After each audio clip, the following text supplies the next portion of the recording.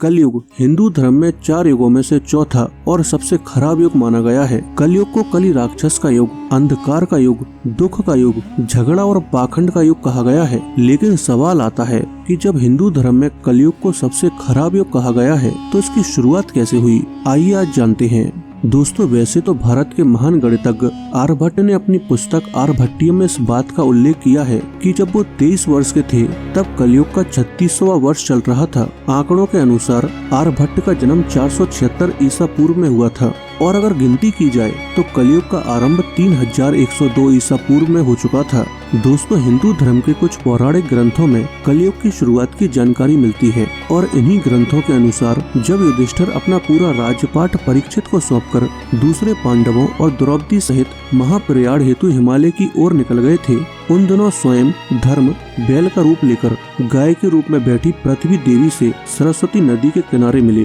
गाय की आंखों से लगातार आंसू बह रहे थे। गाय रूपी पृथ्वी को दुखी देखकर धर्म रूपी बैल ने उनसे उनकी परेशानी का कारण पूछा। धर्म ने कहा, देवी, कहीं तुम ये देखकर तो नहीं घबरा गईं कि मेरा बस एक ही पैर है, या फिर तुम इस बात से दुखी हो कि अब तुम्हारे ऊपर बुरी ताकतों का शासन होगा। जैसे जैसे दिन निकलते जा रहे हैं, पृथ्वी पर पापियों की संख्या भी बढ़ती जा रही है। धर्म के सवाल का जवाब देते हुए पृथ्वी देवी बोली, हे धर्म, तुम तो सबको जानते हो, ऐसे में मुझसे मेरे दुखों का कारण पूछने से क्या मतलब। दरअसल सत्य, मित्रता, त्याग, दया, विचार, ज्ञान, वैराग्य, ऐश्वर्य, कोमलता, धैर्य आदि के स्वामी भगवान श्री कृष्ण के अपने धाम चले जाने की वजह से कलयुग ने मुझ पर कब्जा कर लिया है। श्री कृष्ण के चरण मुझ पर पड़ते थे, जिसकी वजह से मैं खुद को सौभाग्यशाली मानती थी। लेकिन अब ऐसा नहीं है, अब मेरा सौभाग्य समाप्त हो चुका है। धर्म और पृथ्वी आपस में बातें ही कर रहे थे कि इतने में असुर रूपी कलयुग वहां आ पहुंचा और धर्म और पृथ्वी रूपी गाय और बैल को मारने लगा। राजा परीक्षित उसी रास्ते से गुजर रहे थे। जब उन्होंने अपनी आंखों से ये दृश्य देखा तो वो कलयुग पर क्रोधित हुए। राजा परीक्षित ने कलयुग से कहा कि तेरा अपराध क्षमा योग्य नहीं है, इसलिए तेरी मौत निश्चित है। और इतना कहते हुए राजा परीक्षित ने अपनी तलवार निकाली और कलयुग को मारने के लिए आगे बढ़े। राजा परीक्षित का क्रोध देखकर कलयुग डर गया और राजा परीक्षित के चरणों में गिर गया और क्षमा याचना करने लगा। जब कलयुग राजा परीक्षित के पैरों में गिरा तो उन्होंने भी अपने शरण में आए हुए कलयुग को मारना उचित नहीं समझा और उससे कहा कि कलयुग, तुम मेरे शरण में आ गए हो, इसलिए मैं तुमको जीवन दान दे रहा हूँ। लेकिन अधर्म, पाप, झूठ, चोरी, छल कपट जैसी अनेक चीजों का कारण तुम ही हो, इसलिए तुम मेरे राज्य से अभी निकल जाओ और फिर कभी लौटकर नहीं आना।